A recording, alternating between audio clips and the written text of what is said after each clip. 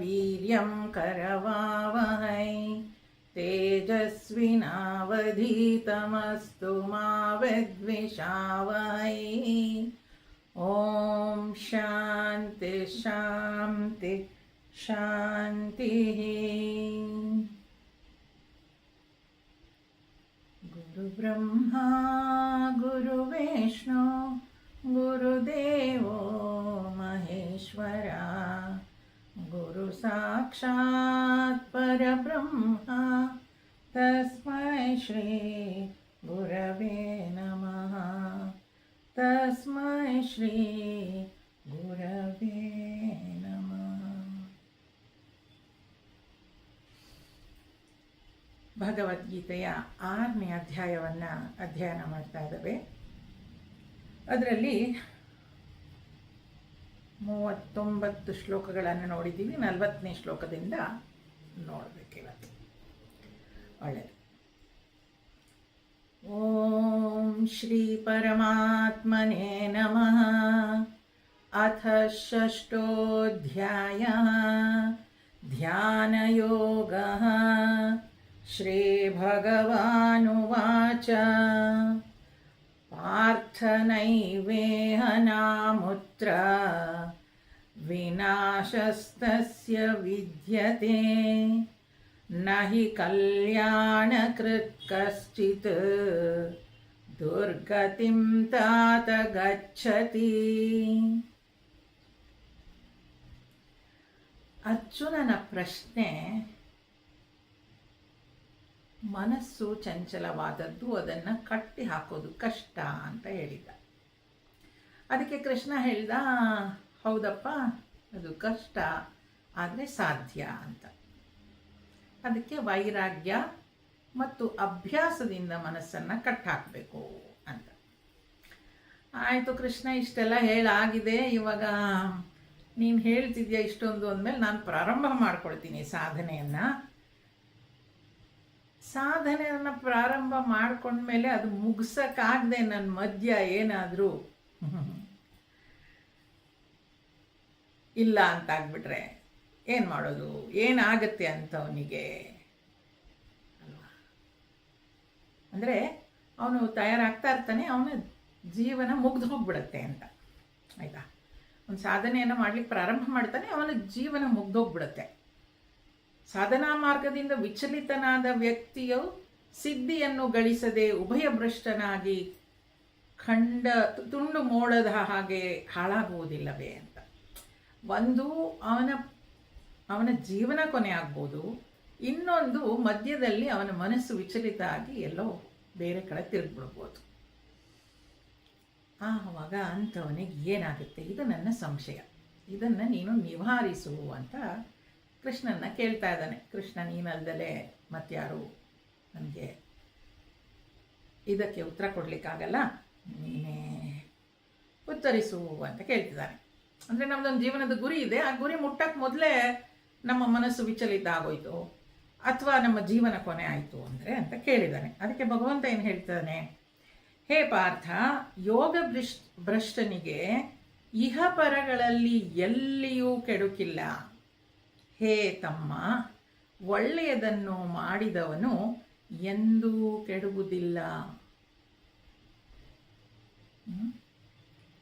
ಸ್ಪಷ್ಟವಾಗಿ ಭಗವಂತ ಹೇಳ್ತಾ ಇದ್ದಾನೆ. ಏನಂತ? ಜೀವನದಲ್ಲಿ ನೀನು ಪ್ರಯತ್ನ ಮಾಡ್ತಾ ಇದ್ದೆ ಅಂತಾನೆ ಆಗಿದ್ದು, ನೀನು ಅಲ್ಲಿಂದ ವಿಚಲಿತ ಆದರೂ ಕೂಡ ಯೋಗಭ್ರಷ್ಟನಾದರೂ ಕೂಡ ಇಹಪರ ಅಂದರೆ ಈ ಲೋಕದಲ್ಲಿಯೂ ಬೇರೆ ಲೋಕದಲ್ಲಿಯೂ ಎಲ್ಲೂ ಕೂಡ ಕೆಡಕಾಗೋದಿಲ್ಲ. ಭಗವಂತ ಆಶ್ವಾಸನೆ ಕೊಟ್ಟಿದ್ದಾನೆ. ಇದು ತುಂಬ ಸ್ಪಷ್ಟವಾಗಿ ನಾವೆಲ್ಲರೂ ಅರ್ಥ ಮಾಡ್ಕೊಳ್ಬೇಕು. ಯಾಕೆಂದರೆ ಬಹಳಷ್ಟು ಸಲ ನಾವೇ ನೋಡಿದ್ವಿ, ಯಾರಿಗಾದರೂ ಸ್ವಲ್ಪ ಏನಾದರೂ ತಿಳ್ಕೊಳ್ಳಿ ಅಂತ ಹೇಳಿದ್ರೆ, ಈಗಾಗಲೇ ವಯಸ್ಸಾಯಿತು ನಮಗೆ, ಇಷ್ಟು ವಯಸ್ಸಲ್ಲಿ ನಮ್ಗೆ ಯಾತಕ್ಕೆ, ಇದೆಲ್ಲ ಮೊದಲೇ ಪ್ರಾರಂಭ ಮಾಡಬೇಕಾಗಿತ್ತೇನೋ ಅಂತಲೂ ಅನಿಸುತ್ತೆ. ಅಥವಾ ನಮಗಿನ್ನೂ ವಯಸ್ಸಾಗಿಲ್ಲ, ಈಗಲೇ ಯಾಕೆ ಓದೋದು, ಮುಂದೆ ಯಾವಾಗಲಾದರೂ ಓದಿದ್ರಾಯಿತು ಅಂತಲೂ ಅನಿಸುತ್ತೆ. ಅಥವಾ ಪ್ರಾರಂಭ ಮಾಡಿ ಅಯ್ಯೋ ಇದು ಕಷ್ಟ ಇದೆ, ನನ್ನ ಕೈಲಾಗಲ್ಲಪ್ಪ ಅಂತ ಹೇಳಿ ಬಿಟ್ಬಿಡೋದು ಇದೆ. ಆ ರೀತಿಯಲ್ಲಿ ಹಾಗೆ ಪ್ರಾರಂಭ ಮಾಡೋಕ್ಕೆ ಪ್ರಯತ್ನ ಪಟ್ಟು ಬಿಟ್ಟು ಒಂದು ಸಲಕ್ಕೆ ಕೆಲವರೆಲ್ಲ ಹೇಳಿರೋದು ಉಂಟಲ್ವ, ಒಂದು ಸಲ ಶುರು ಮಾಡಿದ್ಮೇಲೆ ಅದು ನಿಲ್ಲಿಸಬಾರ್ದಂತೆ, ಅದು ಕಂಟಿನ್ಯೂ ಮಾಡಬೇಕು ಹಾಗೆಲ್ಲ ಹೇಳ್ತಾರಲ್ವ. ಹಾಗೇನಾದರೂ ಯಾವುದೋ ಆರೋಗ್ಯ ಚೆನ್ನಾಗಿಲ್ಲ ಏನೋ ಆಯಿತು, ಅದ್ರಲ್ಲಿ ನಾವು ಆ ಕಂಟಿನ್ಯೂ ಮಾಡೋಕ್ಕಾಗಲ್ಲ ಧ್ಯಾನ ಅಂದಾಗ ಕೃಷ್ಣ ಹೇಳ್ತಾ ಇದ್ದಾನೆ, ಅಂಥವ್ರು ಪ್ರಾರಂಭ ಮಾಡಿ ಬಿಟ್ಟರೂ ಕೂಡ, ನಾವೆಲ್ಲ ಬಿಡೋದು ಬೇಡ, ಬಿಟ್ಟರೂ ಕೂಡ ಏನೂ ಆಗೋದಿಲ್ಲ ಅಂತ ಅಟ್ಲೀಸ್ಟ್ ಪ್ರಾರಂಭ ಮಾಡು ಅಂತ ಹೇಳೋದಕ್ಕೆ ಎಲ್ಲರಿಗೂ. ಸ್ವಾಮೀಜಿಯವರು ಹೇಳ್ತಾ ಇರ್ತಾರೆ, ಧ್ಯಾನ ಮಾಡು ಅಂತ ಯಾರಿಗಾದರೂ ಹೇಳಿದ್ರೆ, ಸ್ವಾಮೀಜಿ ನಾನು ಹರಿ ಫೋಟೋ ಇಟ್ಕೋಬೇಕಾ, ಹರನ ಫೋಟೋ ಇಟ್ಕೊಳ್ಬೇಕಾ, ಇಲ್ಲ ಯಾವ ದಿಕ್ಕಿಗೆ ಕೂತ್ಕೊಳ್ಬೇಕು, ನಾನು ರುದ್ರಾಕ್ಷಿ ಉಪಯೋಗಿಸಿದ್ರೆ ಒಳ್ಳೆಯದಾ, ತುಳಸಿ ಮಾಲೆ ಉಪಯೋಗಿಸಿದ್ರೆ ಒಳ್ಳೆಯದಾ, ಕಣ್ಣು ಮುಚ್ಚಿ ಧ್ಯಾನ ಮಾಡಿದ್ರೆ ಒಳ್ಳೆಯದಾ, ಕಣ್ಣು ಬಿಟ್ಟು ಮಾಡಿ, ಅಯ್ಯೋ ಮಾರಾಯ ಮೊದಲು ಶುರು ಮಾಡು, ಆಮೇಲೆ ಅದೆಲ್ಲ ತಾನಾಗೆ ಎಲ್ಲೆಲ್ಲಿ ಇಟ್ಕೊಳ್ಬೇಕೋ ಅಲ್ಲಲ್ಲಿ ಇಟ್ಕೊಳ್ಳೋಕೆ ಸಾಧ್ಯ ಆಗುತ್ತೆ ಅಂತ ಹೇಳ್ತಿರ್ತಾರೆ ಸ್ವಾಮೀಜಿ. ಅದರಿಂದ ಮೊದಲು ನಾವು ಪ್ರಾರಂಭ ಮಾಡಬೇಕು. ಪ್ರಾರಂಭ ಮಾಡಿ ಒಂದು ಪಕ್ಷ ಈ ಡೌಟ್ ಇದ್ದರೆ, ಯೋಗ ಭ್ರಷ್ಟ ಅಂದರೆ ಅದೇ ಬಿಟ್ಟರೆ ಮಧ್ಯದಲ್ಲಿ ನನಗಾಗಲಿಲ್ಲ ಅಂದರೆ ಆವಾಗ ಏನೂ ಆಗೋದಿಲ್ಲ. ಒಳ್ಳೆಯದು ಮಾಡಿದವ್ರಿಗೆ ಎಂದೂ ಹೇಳೋಕ್ಕಾಗೋದಿಲ್ಲ ಅಂತ ಭಗವಂತ ಆಶ್ವಾಸನೆಯನ್ನು ಇಲ್ಲಿ ಕೊಡ್ತಾ ಇದ್ದಾನೆ. ಮುಂದುವರಿಸ್ತಾ, ಪ್ರಾಪ್ಯ ಪುಣ್ಯಕೃತಾಂ ಲೋಕಾನ್ ಉಷಿತ್ವಾ ಶಾಶ್ವತೀ ಸಮಾಹ ಶುಚೀನಾಂ ಶ್ರೀಮತಾಂ ಗೇಹೇ ಯೋಗಭ್ರಷ್ಟೋಭಿಜಾಯತೆ.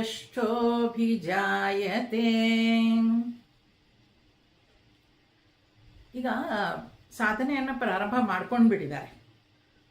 ಮಾಡ್ಕೊಂಡ್ಮೇಲೆ ಈಗ ನಾವೆಲ್ಲ ಮಾಡಿದ್ದೀವಿ, ಈ ಪಥಕ್ಕೆ ಬರದೇ ಇರೋರು ಎಷ್ಟೋ ಜನ ಇದ್ದಾರೆ, ಬೇಕಾದಷ್ಟು ಜನ.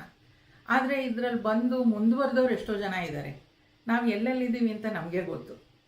ಹಾಗೆ ಸಾಧನೆಯನ್ನು ಮಾಡ್ತಾ ಇರುವಾಗ ನಮ್ಮ ಜೀವನದ ಅವಧಿ ಮುಗಿದೋಯ್ತು ಅಂತ ಇಟ್ಕೊಳ್ಳೋಣ, ಅಂಥವ್ರಿಗೇನಾಗುತ್ತೆ ಅಂತ ಹೇಳ್ತಾ ಇದ್ದಾರೆ. ಯೋಗ ಭ್ರಷ್ಟನು ಸತ್ತ ಮೇಲೆ ಪುಣ್ಯಕೃತವಾದ ಲೋಕಗಳಿಗೆ ಹೋಗಿ ಅಲ್ಲಿ ಬಹುಕಾಲ ಬಾಳಿ ಅನಂತರ ಒಳ್ಳೆಯವರಾದ ಸದಾಚಾರಶೀಲರಾದ ಶ್ರೀಮಂತರ ಮನೆಯಲ್ಲಿ ಹುಟ್ಟಿ ಬರುತ್ತಾನೆ. ನೋಡಿ, ಭಗವದ್ಗೀತೆ ಪುನರ್ಜನ್ಮವನ್ನು ಒಪ್ಪುವಂಥದ್ದು. ನಾವು ಈಗ ಮಾಡಿದ ಸಾಧನೆ ಇಲ್ಲೇ ಮುಗ್ದೋಗುತ್ತೆ ಅಂತ ಏನಿಲ್ಲ, ಅದು ಜನ್ಮ ಜನ್ಮಾಂತರಕ್ಕೂ ಕ್ಯಾರಿ ಆನ್ ಆಗುತ್ತೆ. ಎಷ್ಟು ಅದ್ಭುತ ಅಂತ ಹೇಳಿದರೆ, ಈ ಜನ್ಮದಲ್ಲಿ ನಾವು ಸಾಧನೆ ಮಾಡಿ ಎಲ್ಲಿ ಬಿಟ್ಟಿರ್ತೀವೋ ಅಲ್ಲಿಂದನೇ ಮುಂದುವರಿಲಿಕ್ಕೆ ಸಾಧ್ಯ ಆಗುತ್ತೆ ಅಂತ ಹೇಳ್ತಾರೆ ಶಾಸ್ತ್ರದಲ್ಲೆಲ್ಲ. ಈಗ ಅವನು ಸಾಧನೆ ಶುರು ಮಾಡ್ಕೊಂಡಿದ್ದಾನೆ, ಮಧ್ಯ ನೀನು ಮುಗಿಸ್ಕೊಂಡಿಲ್ಲ ಅಥವಾ ಅವನಿಗೆ ಆತ್ಮಸಾಕ್ಷಾತ್ಕಾರ ಆಗಿಲ್ಲ ಅಂಥವನು ಸತ್ತು ಹೋಗ್ಬಿಟ್ರೆ, ಶರೀರವನ್ನು ಬಿಟ್ಟರೆ ಏನಾಗುತ್ತೆ, ಅವನು ಪುಣ್ಯ ಏನು ಗಳಿಸಿರ್ತಾನೋ ಅದಕ್ಕೆ ಸರಿಯಾಗಿ ಸ್ವರ್ಗಲೋಕಗಳಲ್ಲಿ ಆ ಪುಣ್ಯವನ್ನು ಅನುಭವಿಸಿ ಮತ್ತೆ ಭೂಲೋಕಕ್ಕೆ ಬಂದು ಸಾಧನೆಯನ್ನು ಮುಂದುವರಿಸ್ತಾನೆ ಅಂತ ತಮಗೆಲ್ಲ ಗೊತ್ತಿದೆ. 14 ಲೋಕ ಅಂತೆಲ್ಲ ಹೇಳ್ತೀವಲ್ವ, ಮೇಲೆ 7 ಲೋಕ ಸ್ವರ್ಗಲೋಕ ಮತ್ತು ಪಾತಾಳ ಲೋಕ, ಪಾಪ ಮಾಡಿದ್ರೆ ಮಧ್ಯ ಇರೋದು ಭೂಮಿ. ಆಯಿತಾ, ಇಲ್ಲಿ ಮಾತ್ರ ಸಾಧನೆ ಮಾಡಲಿಕ್ಕಾಗೋದು. ಸ್ವರ್ಗದಲ್ಲಿ ನಾವು ಪುಣ್ಯವನ್ನು ಭೋಗಿಸ್ತೀವಿ, ನರಕದಲ್ಲಿ ಪಾಪವನ್ನು ಮುಗಿಸ್ಬಿಡ್ತೀವಿ. ಅಂದರೆ ಅದು ಯಾವ್ಯಾವ ಜನ್ಮದಲ್ಲಿ ಏನೇನು ನಮಗೆ ಸಿಕ್ಕತ್ತೋ ಅದನ್ನು ನಾವು ಅನುಭವಿಸ್ತೀವಿ. ಆದರೆ ಭೂಲೋಕದಲ್ಲಿ ಮಾತ್ರ ನಾವು ಪಾಪ ಪುಣ್ಯ ಎರಡನ್ನೂ ಅನುಭವಿಸೋದು. ಆದ್ದರಿಂದಲೇ ಜೀವನ ಕವಿ ಖುಷಿ ಕವಿಗಮ್ ಎಲ್ಲರದೂ. ಯಾರ್ಯಾರಿಗೆ ಭೂಮಿ ಅನ್ನಿಸ್ಬೋದು, ಇಲ್ಲ ನೋಡಿ ಅವರಷ್ಟು ಖುಷಿಯಾಗಿದ್ದಾರೆ ಅಂತ ಇರುತ್ತೆ, ಪರ್ಸೆಂಟೇಜ್ ಬೇರೆ ಬೇರೆ ಇರುತ್ತೆ ಅಷ್ಟೇ. 90% ಅವರಿಗೆ ಪುಣ್ಯ ಫಲ ಸಿಕ್ಕಿರ್ಬೋದು, 10% ಪಾಪ ಅನುಭವಿಸ್ತಾ ಇರ್ಬೋದು. ಆದರೆ ಎರಡೂ ಇದೆ ಭೂಲೋಕದಲ್ಲಿ ಅಂತ ಹೇಳ್ತಾ ಇರೋದು. ಇವರು ಈ ಯೋಗ ಭ್ರಷ್ಟ ಅಂದರೆ, ಅವನು ಯೋಗ ಭ್ರಷ್ಟ ಅಂದರೆ ಅದೇ ಕಡೆಗಾಲದಲ್ಲಿ ಆರೋಗ್ಯದ ಕಾರಣನೋ ಏನೋ, ಒಟ್ಟು ಅವನು ಮುಗಿಸ್ಲಿಕ್ಕಾಗಿಲ್ಲ, ಅವನು ಸಾಕ್ಷಾತ್ಕಾರ ಮಾಡ್ಕೊಳಕ್ಕಾಗಿಲ್ಲ ಅಂತ ಅವನು ದೇಹವನ್ನು ಬಿಟ್ಟಿದ್ದಾನೆ. ಅವನು ಪುಣ್ಯ ಏನು ಗಳಿಸಿರ್ತಾನೆ ಅದಕ್ಕೆ ಸ್ವರ್ಗಲೋಕಕ್ಕೆ ಹೋಗಿ ಅವನ ಪುಣ್ಯವನ್ನು ಏನು ಅಷ್ಟು ಸಾಧನೆ ಮಾಡಿದ್ರಿಂದ ಏನು ಪುಣ್ಯ ಸಿಗುತ್ತೋ ಅದನ್ನು ಅನುಭವಿಸಿ ಮತ್ತೆ ಭೂಲೋಕದಲ್ಲಿ ಹುಟ್ಟುತ್ತಾನೆ. ಎಲ್ಲಿ ಹುಟ್ಟುತ್ತಾನೋ ಅವನು? ಒಳ್ಳೆಯವರಾದ ಸದಾಚಾರಶೀಲರಾದ ಶ್ರೀಮಂತರ ಮನೆಯಲ್ಲಿ ಹುಟ್ಟುತ್ತಾನಂತೆ. ಈಗ ನಾವೆಲ್ಲ ಎಲ್ಲೆಲ್ಲಿ ಹುಟ್ಟಿದ್ದೀವಿ ಅದಕ್ಕೆ ಕಾರಣ ಏನು ಅಂತ ನಾವೇ ನೋಡ್ಕೊಳ್ಬೋದು. ಈಗ ಗೌತಮ ಬುದ್ಧ ಮಹಾರಾಜನಾಗಿ ಹುಟ್ಟಿದ ಅಲ್ವಾ, ಸಿದ್ಧಾರ್ಥ. ಆದರೆ ಅವನಿಗೆ 21 ವರ್ಷಕ್ಕೆ ವೈರಾಗ್ಯ, ಎಲ್ಲವನ್ನು ಬಿಟ್ಟು ಹೋಗ್ಬಿಟ್ಟ ಅಲ್ವಾ. ಆ ರೀತಿ ಅಂದರೆ ಹಿಂದಿನ ಜನ್ಮದ ಏನೋ ಮಾಡಿರ್ಬೇಕು ಅವನು ಸಾಧನೆ, ಆದ್ದರಿಂದ ಅಂಥವರ ಮನೆಯಲ್ಲಿ ರಾಜನಾಗಿ ಹುಟ್ಟಿದಾನೆ. ಸ್ವಾಮಿ ಚಿನ್ಮಯಾನಂದರ ಗುರುಗಳು ಕೂಡ ಅಷ್ಟೇ, ಬಹಳ ಒಳ್ಳೆಯ ಮನೆತನದಲ್ಲಿ ಹುಟ್ಟಿದವರು, ತಪೋವನ್ ಮಹಾರಾಜ್. ಅವರು ಹಾಗೆ ವೈರಾಗ್ಯ ಹಿಮಾಲಯಕ್ಕೆ ಬಂದುಬಿಟ್ರು. ಅಲ್ಲಿ ಸಾಧನೆಗೆ ಹೋದ್ಮೇಲೆ ಅವರು ಈ ಕಡೆ ಬರಲೇ ಇಲ್ಲ. ಹಾಗೆಯೇ ಯೋಗ ಭ್ರಷ್ಟನಾದವನು ನೋಡಿ ಎಷ್ಟು ಒಳ್ಳೊಳ್ಳೆ ಇದಿದೆ. ನಾವಿವತ್ತು ಚೆನ್ನಾಗಿದ್ದೀವಿ, ಒಳ್ಳೆ ಮನೆಯಲ್ಲಿ ಹುಟ್ಟಿದ್ದೀವಿ, ಎಲ್ಲ ಸರಿಯಾಗಿದೆ, ಒಂದು ಹಂತದಲ್ಲಿ ನಾವು ಆರಾಮವಾಗಿದ್ದೀವಿ ಅಂದರೆ ನಾವು ಹಿಂದಿನ ಜನ್ಮದಲ್ಲಿ ಏನೋ ಮಾಡಿದ್ದೀವಿ, ಆದ್ದರಿಂದ ಅಷ್ಟು ಸಂತೋಷವಾಗಿದ್ದೀವಿ ಅಂತ. ಇಲ್ಲಿ ಹಾಗೇನಾದರೂ ಅವನು ಮಧ್ಯದಲ್ಲಿ ಹೋದರೆ ಇಲ್ಲ ಶ್ರೀಮಂತರ ಮನೆಯಲ್ಲಿ ಹುಟ್ಟು ಬರ್ತಾನಂತೆ. ಅಂದರೆ ಅದು ಎಷ್ಟೋ ಸಾಧನೆ ಮಾಡಿದವನು ಆ ರೀತಿಯಲ್ಲಿ ಹುಟ್ಟುತ್ತಾರೆ. ಇನ್ನೂ ಹೆಚ್ಚು ಸಾಧನೆ ಮಾಡಿದ್ದವನಿಗೆ ಏನಾಗುತ್ತೆ, ಅಥವಾ ಹಾಗೆ ಅವರವ್ರು ಎಷ್ಟೆಷ್ಟು ಸಾಧನೆ ಮಾಡಿದ್ದೀವಿ ಅನ್ನೋದು ನಮಗೆ ಮಾತ್ರ ಗೊತ್ತಿರುತ್ತೆ. ಸಾಧನೆ ಅಂತಂದರೆ ಇಲ್ಲಿ ಅಂತಃಕರಣ ಶುದ್ಧಿ, ನಮ್ಮ ಮನಸ್ಸು ಎಷ್ಟು ಶುದ್ಧವಾಗಿದೆ ಅನ್ನೋದು ನಮಗೆ ಮಾತ್ರ ಗೊತ್ತಿರುತ್ತೆ, ಬೇರೆ ಯಾರಿಗೂ ಹೇಳಲಿಕ್ಕಾಗಲ್ಲ. ಹಾಗಾಗಿ ಎಷ್ಟೆಷ್ಟು ಸಾಧನೆ ಆಗಿದೆ ಅಂತ ನಮಗಷ್ಟೇ ಗೊತ್ತಿರುತ್ತೆ. ಒಂದು ಒಳ್ಳೆಯ ಸಾಧನೆ ಆಗಿದ್ದರೆ ಅವ್ರು ಈ ಥರ ಶ್ರೀಮಂತರ ಮನೆಯಲ್ಲಿ ಹುಟ್ಟಿ ಅವರು ಅವರ ಸಾಧನೆಯನ್ನು ಸದಾಚಾರಶೀಲರು ನೋಡಿ, ಬರೀ ಶ್ರೀಮಂತರಲ್ಲ, ಒಳ್ಳೆಯವರಾದ ಸದಾಚಾರಶೀಲರಾದ ಎರಡೂ ಇರಬೇಕು. ಬರೀ ಒಳ್ಳೆಯವರಾಗಿದ್ದರೆ ಇಲ್ಲ, ಸದಾಚಾರ ಆಚಾರವೂ ಇರಬೇಕು ಅವರಲ್ಲಿ. ಸದಾಚಾರಶೀಲರಾದ ಶ್ರೀಮಂತರ ಮನೆಯಲ್ಲಿ ಹುಟ್ಟುತ್ತಾರಂತೆ. ಇಲ್ಲದೆ ಇದ್ದರೆ ಇನ್ನೇನಾಗುತ್ತೆ, ಮುಂದಿನ ಶ್ಲೋಕದಲ್ಲಿ ಹೇಳ್ತಾರೆ. ಅಥವಾ ಯೋಗಿನಾಮೇವ ಕುಲೇ ಭವತಿ ಧೀಮತಾಂ ಏತದ್ಧಿ ದುರ್ಲಭತರಂ ಲೋಕೆ ಜನ್ಮ ಯದೀದೃಶಂ. ಇಲ್ಲ ಅಂದರೆ ಏನಾಗುತ್ತೆ, ಇಲ್ಲವೇ ಪ್ರಜ್ಞಾವಂತನಾದ ಯೋಗಿಗಳ ವಂಶದಲ್ಲಿಯಾದರೂ ಹುಟ್ಟುವನು. ಲೋಕದಲ್ಲಿ ಈ ರೀತಿಯ ಜನ್ಮವು ಅತ್ಯಂತ ದುರ್ಲಭತರವಾದದು. ಯೋಗಿಯ ಮನೆಯಲ್ಲಿ ಅವನು ಹುಟ್ಟಬೋದಂತೆ ನೋಡಿ. ಇಲ್ಲವೇ ಪ್ರಜ್ಞಾವಂತನಾದ ಯೋಗಿಗಳ ವಂಶದಲ್ಲಿ ಆದರೂ ಹುಟ್ಟಬಹುದು. ಅವರು ಯೋಗಿಗಳ ವಂಶದಲ್ಲಿ ಹುಟ್ಟಿದ್ರು ಅಂತ ಅಂದರೆ ಏನಾಯಿತು, ಅಲ್ಲಿ ಅವರು ಆ ಯೋಗ ಸಾಧನೆಯನ್ನು ಮುಂದುವರಿಸಲಿಕ್ಕೆ ಅನುಕೂಲವಾಗುವಂತಹ ಒಂದು ಮನೆ ಇರ್ತದೆ. ಅಂದರೆ ಮನೆಯಲ್ಲಿ ಆ ಸಂಪ್ರದಾಯಗಳು ಬೆಳೆದು ಬಂದಿದ್ದರೆ ಮಕ್ಕಳಿಗೆ ಅದು ಸುಲಭವಾಗಿ ಬಂದ್ಬಿಡುತ್ತೆ ಅಲ್ವಾ. ಈಗ ಹಿಂದಿನ ಇದರಲ್ಲಿ ಅವನು ಶ್ರೀಮಂತನ ಮನೆಯಲ್ಲಿ ಹುಟ್ಟುತ್ತಾನೆ ಅಂದರೆ ದೇರ್ ಇಸ್ ಎನ್ ಆಪ್ಷನ್, ಅವನು ಯೋಗಿನೂ ಆಗ್ಬೋದು ಭೋಗಿನೂ ಆಗ್ಬೋದು. ಆದರೆ ಇಲ್ಲಿ ಅವನಿಗೆ ಯೋಗಿಗಳ ಮನೆಯಲ್ಲಿ ಹುಟ್ಟಿ ಎಲ್ಲಿ ಈ ಆಧ್ಯಾತ್ಮ ಮತ್ತು ಈ ಸಂಪ್ರದಾಯಗಳು ಇದೆಲ್ಲ ತುಂಬ ಸ್ಟ್ರಾಂಗ್ ಆಗಿರುತ್ತೋ ಅಂಥವರ ಮನೆಯಲ್ಲಿ ಹುಟ್ಟುತ್ತಾನೆ. ಆ ರೀತಿಯಾಗಿ ಹುಟ್ಟುತ್ತಾನಂತೆ. ಒಂದು ಶ್ರೀಮಂತರ ಮನೆ, ಇಲ್ಲ ಶ್ರೀಮಂತ ಮನೆಯಲ್ಲಿ ಸದಾಚಾರ ಇರುವಂಥ ಮನೆ, ಇಲ್ಲ ಅಂದರೆ ಅವನು ಯೋಗಿಗಳ ವಂಶ, ಅವರಾಗಲೇ ಆ ಮಾರ್ಗದಲ್ಲಿ ಇದ್ದಾರೆ, ಅಂಥವರ ವಂಶದಲ್ಲಿ ಅವನು ಹೋಗ್ತಾನೆ ಅಂತ ಹೇಳ್ತಾರೆ. ಮುಂದುವರಿಸ್ತಾ ತತ್ರ ತಂ ಬುದ್ಧಿ ಸಂಯೋಗಂ ಲಭತೆ ಪೌರ್ವದೇಹಿಕಂ ಯತತೆ ಚ ತತೋ ಭೂಯಃ ಸಂಸಿದ್ಧೌ ಕುರುನಂದನ. ಹೇ ಕುರುನಂದನ, ಅವನು ತನ್ನ ಪೂರ್ವಜನ್ಮದ ಯೋಗ ಸಾಧನೆಯನ್ನು ಪುನಃ ಮುಂದುವರಿಸುತ್ತಾನೆ, ಪೂರ್ಣ ಸಿದ್ಧಿಗಾಗಿ ಪುನಃ ಪ್ರಯತ್ನ ಮಾಡುತ್ತಾನೆ. ಈ ಸಾಧನೆ ಮಾಡಿ ಈಗ ನೋಡಿ, ಬೇರೆ ನಾವು ಅಕಾಡೆಮಿಕ್ ಸ್ಟಡಿ ಏನೇ ಮಾಡಿದ್ರು PhD ಡಬಲ್ PhD ಏನು ಬೇಕಾದರೂ ಮಾಡಿ ನೆಕ್ಸ್ಟ್ ಜನ್ಮದಲ್ಲಿ LKG ಇಂದನೇ ಶುರು ಮಾಡಬೇಕು. ಅದಕ್ಕೇನು ಚಾಯ್ಸ್ ಇಲ್ಲ. ಆದರೆ ಆಧ್ಯಾತ್ಮದಲ್ಲಿ ಹಾಗಲ್ಲ. ನಾವು ಎಷ್ಟು ಸಾಧನೆ ಮಾಡಿರ್ತೀವೋ ಮುಂದಿನ ಜನ್ಮಗಳಲ್ಲಿ ಅಲ್ಲಿಂದನೇ ಮುಂದುವರಿಲಿಕ್ಕೆ ಅವಕಾಶ ಕೊಡ್ತಾನಂತೆ ಭಗವಂತ. ಹೇಗೆ ಅಂದರೆ, ಈಗ ನೋಡಿ, ಶಂಕರಾಚಾರ್ಯರು 8 ವಯಸ್ಸಿಗೆ ಎಂಥದ್ದು ಅಲ್ವಾ, ಅವರೇ ವೈರಾಗ್ಯ. ರಮಣ ಮಹರ್ಷಿಗಳು 16 ವಯಸ್ಸಿಗೆ. ಎಲ್ಲ ಇದೆಲ್ಲ ಪೂರ್ವಜನ್ಮದ ಸಂಸ್ಕಾರ ಅಂತಲೇ ಹಾಗೆ ಹೇಳೋದು. ಇನ್ನು ನಾವು ವ್ಯವಹಾರದಲ್ಲೇ ನೋಡೋದಾದರೆ ಬೇರೆ ಇದರಲ್ಲಿ ನೋಡಿ, ಸಣ್ಣ ಮಕ್ಕಳು ಎಷ್ಟೋ ಜನ ಈ ಗಂಧರ್ವ ವಿದ್ಯೆಗಳು ಅಂತೇನು ಹೇಳ್ತೀವಲ್ವ, ಸಂಗೀತ ಆಗಲಿ ನೃತ್ಯ ಆಗಲಿ ಇವೆಲ್ಲ 3-4 ವಯಸ್ಸೇ ಎಲ್ಲ ಕಲ್ತು ಬಿಡ್ತಾರೆ. ಹೇಗೆ ಸಾಧ್ಯ? ಅದು ಪೂರ್ವಜನ್ಮದ ಸಂಸ್ಕಾರ ಆಯಿತು. ಇದೆಲ್ಲ ನೀವು ಸುಮ್ಮನೆ ಅಬ್ಸರ್ವ್ ಮಾಡ್ತಾ ಹೋದರೆ ಗೊತ್ತಾಗುತ್ತೆ. ನನ್ನ ಗೆಳತಿ ಕಾಲೇಜಲ್ಲಿ ಅವ್ರ ತಂದೆ ಸಂಗೀತಗಾರರಾಗಿದ್ದರು, ಆಕಾಶವಾಣಿ ಕಲಾವಿದರು. ಆಕೆ ಕೂಡ ಸಂಗೀತ ಹೇಳ್ತಾ ಇದ್ದರು. ಅವಳ ಮಗಳು ಕೂಡ ಸಂಗೀತ, ಆಯಿತಾ, 3 ತಲೆಮಾರು ಸಂಗೀತ. ಈಗ ನನ್ನ ಗೆಳತಿಯ ಮಗಳಿಗೆ ಒಂದು ಮಗು ಹುಟ್ಟಿತು. ಆ ಮಗು ಕೂಡ ಸಂಗೀತ.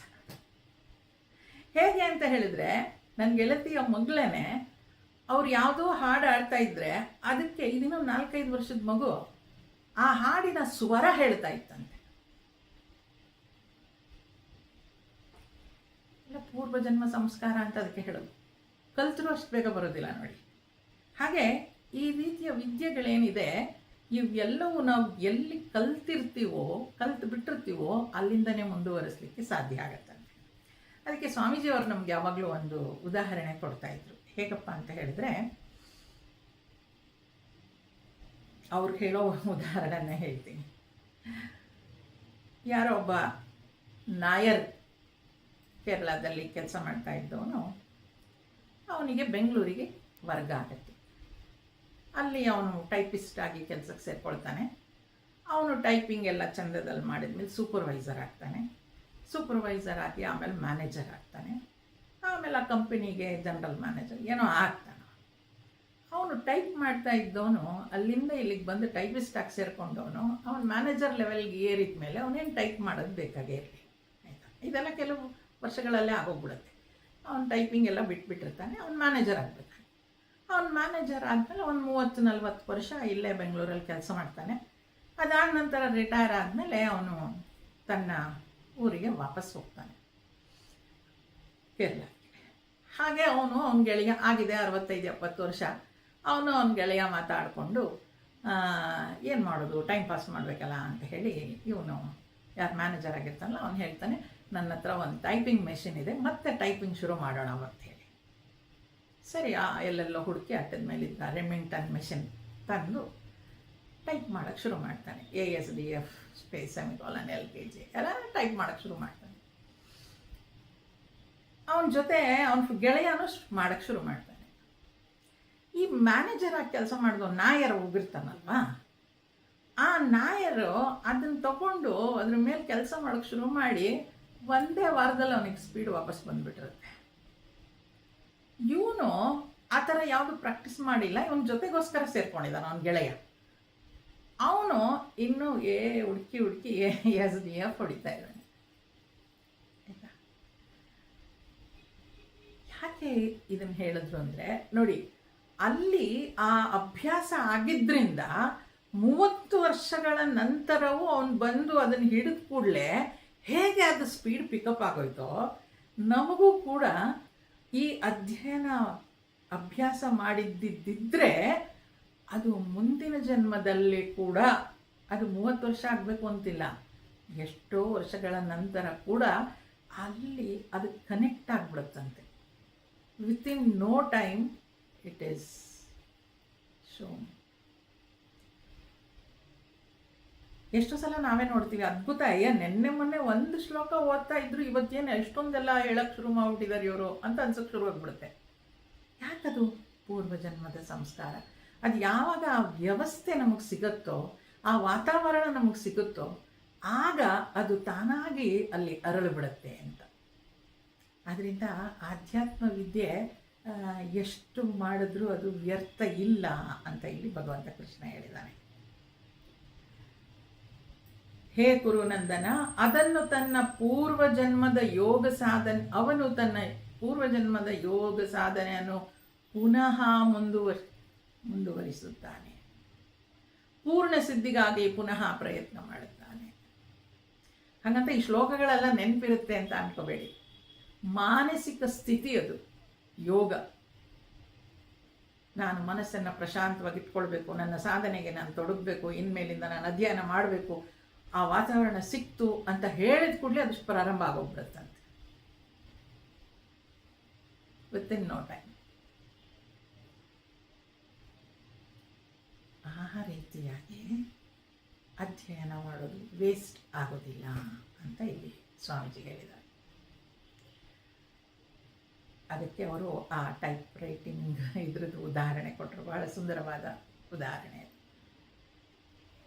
ಮುಂದುವರಿಸ್ತಾ, ಪೂರ್ವಾಭ್ಯಾಸೇನ ತೇನೈವ ಹೀಯತೆ ಯವಶೋಪಿ ಸಹ ಜಿಜ್ಞಾಸುರಪಿ ಯೋಗಸ್ಯ ಶಬ್ದ ಬ್ರಹ್ಮಾತಿ ವರ್ತತೆ. ಪೂರ್ವಜನ್ಮದ ಸಂಸ್ಕಾರ ಬಲದಿಂದ ಅವನು ಅನಾಯಾಸವಾಗಿ ಯೋಗ ಮಾರ್ಗಕ್ಕೆ ಎಳೆಯಲ್ಪಡುತ್ತಾನೆ. ಅವನು ಯೋಗದ ಜಿಜ್ಞಾಸುವಾಗಿ ಕರ್ಮಕಾಂಡ ರೂಪವಾದ ಶಬ್ದ ಬ್ರಹ್ಮವನ್ನು ದಾಟಿ ನಿಲ್ಲುತ್ತಾನೆ. ಪೂರ್ವಜನ್ಮದ ಸಂಸ್ಕಾರ ಬಲದಿಂದ ಅವನು ಅನಾಯಾಸವಾಗಿ ಯೋಗ ಮಾರ್ಗಕ್ಕೆ ಎಳೆಯಲ್ಪಡುತ್ತಾನೆ.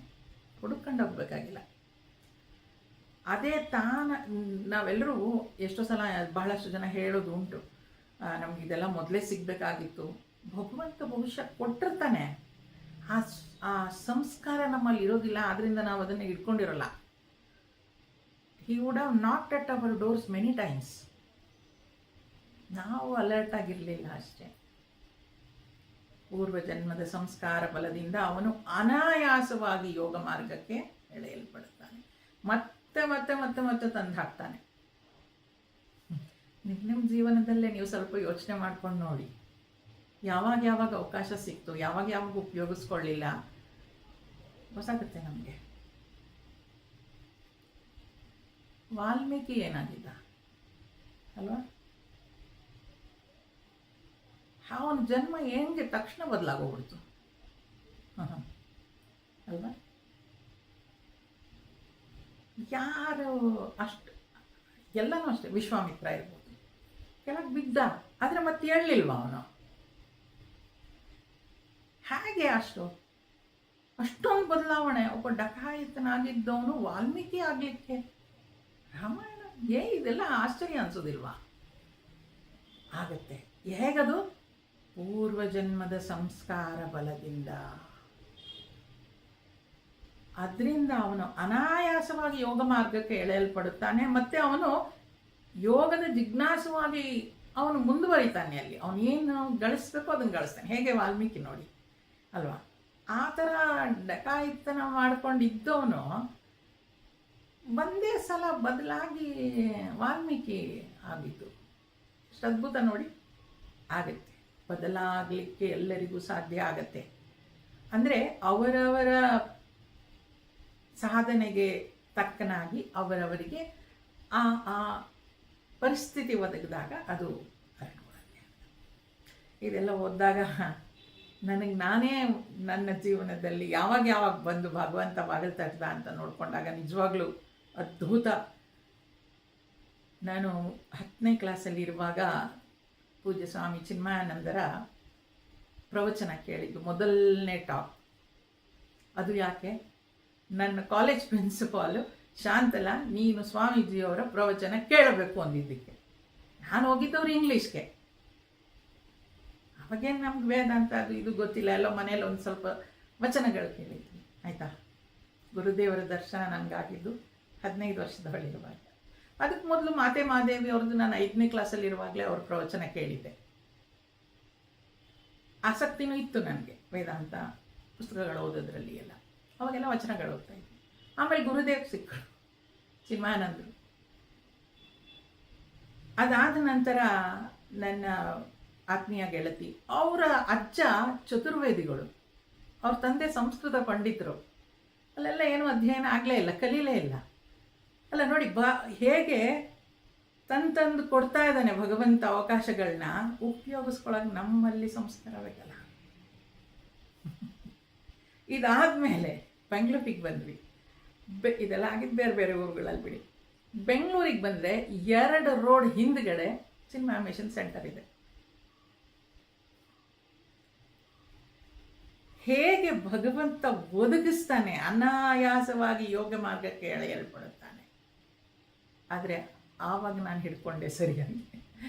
2 ರೋಡ್ ಹಿಂದ್ಗಡೆ ಚಿನ್ಮಯ ಮಿಷನ್ನೇ ಇದ್ದಿದ್ದಾಗ ಸಿಕ್ತು ಅಂದಾಗ ಗೀತೆಯಲ್ಲಿ ಆಸಕ್ತಿನೂ ಇತ್ತು, ತಿಳ್ಕೊಳ್ಬೇಕು ಅನ್ನೋದು ಇತ್ತು. ಆವಾಗಿಂದ ನಾನು ಸೀರಿಯಸ್ಸಾಗಿ ಅಧ್ಯಯನ ಮಾಡೋಕ್ಕೆ ಶುರು ಮಾಡಿದ್ದು. ಆದರೆ ತಟ್ಟಿದ್ದು ಯಾವಾಗ ಬಾಗಿಲು 5ನೇ ಕ್ಲಾಸಲ್ಲಿ ಇರುವಾಗ ಆಧ್ಯಾತ್ಮದ ಕಡೆಗೆ ಅಲ್ವಾ.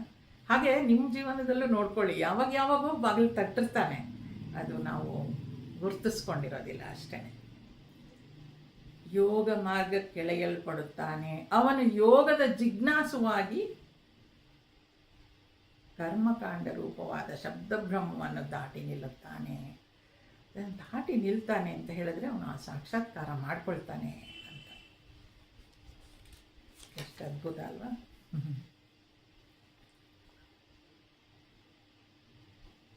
ಭಗವದ್ಗೀತೆ ಪುಸ್ತಕ ಕೂಡ ನನ್ನ ಕೈಗೆ ಬಂದಿದ್ದ ಹಾಗೇನೆ. ನಾನು ಅಜ್ಜ ಅಜ್ಜಿ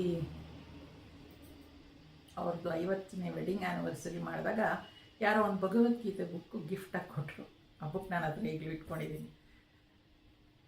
ಆವಾಗ ಸುಮ್ಮನೆ ಆಸಕ್ತಿ ಓದಕ್ಕೆ ಶುರು ಮಾಡಿದ್ದು. ಅದಕ್ಕಿಂತ ಮೊದಲು ಏನಂದರೆ, ಮಹಾತ್ಮ ಗಾಂಧೀಜಿಯವ್ರ ಕಥೆಗಳನ್ನ ನಾವು ತುಂಬ ಕೇಳ್ತಾ ಇದ್ವಿ. ನಮ್ಮ ತಂದೆಯವರು ಲೆಕ್ಚರರ್ ಆಗಿದ್ದರು. ಅವ್ರು ನಮಗೆ ಸಾಕಷ್ಟು ಸತ್ಯ ಅಹಿಂಸೆಗಳ ಬಗ್ಗೆ ಕಥೆಗಳನ್ನು ಹೇಳ್ತಾಯಿದ್ರು. ಅದರಲ್ಲಿ ಮಹಾತ್ಮ ಗಾಂಧಿ. ಹಾಗಾಗಿ ಗಾಂಧೀಜಿಯ ಫ್ಯಾನ್ ಆಗಿಬಿಟ್ಟಿದ್ದೆ ನಾನು ಈಗಲೂ ಕೂಡ. ಅವ್ರದ್ದು ಎಕ್ಸ್ಪೆರಿಮೆಂಟ್ಸ್ ವಿತ್ ಟ್ರೂತ್ ಅದೆಲ್ಲ ಓದ್ತಾ ಇರುವಾಗ ಅದರಲ್ಲಿ ಮಹಾತ್ಮ ಗಾಂಧೀಜಿಯವರು ಒಂದು ಕಡೆ ಬರೀತಾರೆ, ಏನಂತ, ಭಗವದ್ಗೀತೆ ಅನ್ನೋದು ತಾಯಿಯ ಮಡಿಲಿದ್ದ ಹಾಗೆ, ಅಲ್ಲಿಗೆ ಹೋದರೆ ಎಲ್ಲ ಪ್ರಶ್ನೆಗಳಿಗೂ ಉತ್ತರ ಸಿಗುತ್ತೆ. ಬಹಳ ಅವೆಲ್ಲ ಇನ್ಸ್ಪೈರ್ ಮಾಡ್ತಾಯಿತ್ತು. ಮಹಾತ್ಮ ಗಾಂಧೀಜಿಯವರು ಗೀತೆ ಓದ್ತಿದ್ರು, ನಾನು ಗೀತೆ ಓದಬೇಕು. ಹೇಗೆ ನನ್ನ ಗೀತೆಯ ಅಧ್ಯಯನ ಶುರುವಾಗಿದ್ದು ಚಿಕ್ಕ ವಯಸ್ಸಿನಲ್ಲಿ. ಹಾಗೆ ಭಗವಂತ ದಾರಿ ತೋರಿಸ್ತಾನೆ. ನಾವು ಸ್ವಲ್ಪ ಆ ಸಂಸ್ಕಾರ ನಮ್ಮಲ್ಲಿದ್ದು ಆ ಸೂಕ್ಷ್ಮತೆಯನ್ನು ನಾವು ಗುರುತಿಸ್ಕೊಂಡ್ರೆ ಅದು ಹಿಡ್ಕೊಳ್ಳಿಕ್ಕೆ ಸಾಧ್ಯ ಆಗುತ್ತೆ. ಮತ್ತೆ ಮತ್ತೆ ಒದಗಿಸ್ತಾನೆ. ನೀವೆಲ್ಲ ಎಷ್ಟೋ ಜನಕ್ಕೆ ಅನಿಸ್ತಲ್ವ, ನಮಗೆ ಮೊದಲೇ ಶುರು ಆಗಬೇಕಾ, ಕೊಟ್ಟಿರ್ತಾನೆ ಯಾವಾಗಲೂ ಚಾನ್ಸು, ಇಟ್ಕೊಂಡಿರಲ್ಲ ನಾವು ಅಷ್ಟೇ. ಮುಂದುವರಿಸ್ತಾ, ಪ್ರಯತ್ನಾದ್ಯತಮಾನಸ್ತು ಯೋಗಿ ಸಂಶುದ್ಧ ಕಿಲ್ಬಿಷಃ ಅನೇಕ ಜನ್ಮ ಸಂಸಿದ್ಧಃ ತತೋ ಯಾತಿ ಪರಾಂ ಗತಿಂ.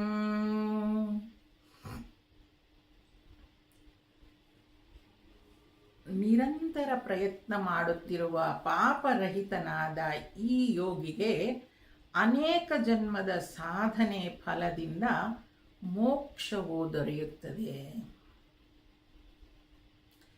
ನೋಡಿ,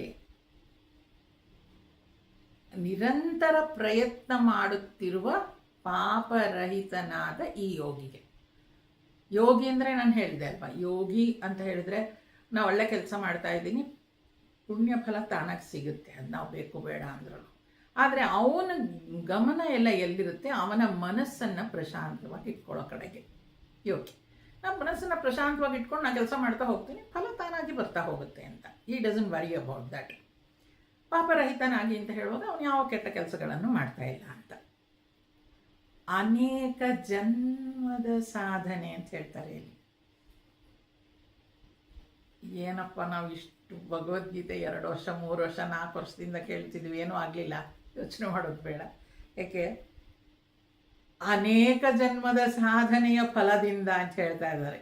ಕೃಷ್ಣನೇ ಹೇಳ್ತಾ ಇದ್ದಾನೆ, it is not that easy. Purifying the mind takes time. ಅಷ್ಟು ಅಷ್ಟು ಸುಲಭವಾಗಿ ಮನಸ್ಸು ಶುದ್ಧ ಆಗಲ್ಲ. ಅದು ಹೇಗೆ ಅಂದರೆ, ನಾವು ಮಾತಾಜಿ ಒಬ್ಬರು ಹೇಳುವಾಗ ಚೆನ್ನಾಗಿ ಹೇಳ್ತಾ ಇದ್ರು, ನಾವೆಲ್ಲ ಅಡುಗೆ ಮನೆಯಲ್ಲಿ ಕೆಲಸ ಮಾಡೋದ್ರಿಂದ ಈ ಎಣ್ಣೆ ಕವರಲ್ಲಿ ತಂದಿರ್ತೀವಲ್ವ ಅಡುಗೆ ಎಣ್ಣೆ, ಅದು ಬಗ್ಗಿಸ್ಕೊಂಡಿರ್ತೀವಿ ಬಟ್ಲಿಗೆ. ಅದಾದಮೇಲೆ ಸುಮ್ಮನೆ ಒಂದು ಸ್ವಲ್ಪ ಹೊತ್ತು ಹಾಗೆ ಇಟ್ಟರೆ ಇನ್ನೊಂದು ಸ್ವಲ್ಪ ಹೊತ್ತು ಬಿಟ್ಟರೆ ಮತ್ತೆ ಬರುತ್ತೆ ಒಂದು ಸ್ವಲ್ಪ, ಇನ್ನೊಂದು ಸ್ವಲ್ಪ ಹೊತ್ತು ಇಟ್ಟು ಬಗ್ಗಿಸಿದ್ರೆ ಮತ್ತೆ ಸ್ವಲ್ಪ ಬರುತ್ತೆ ಅಲ್ವಾ.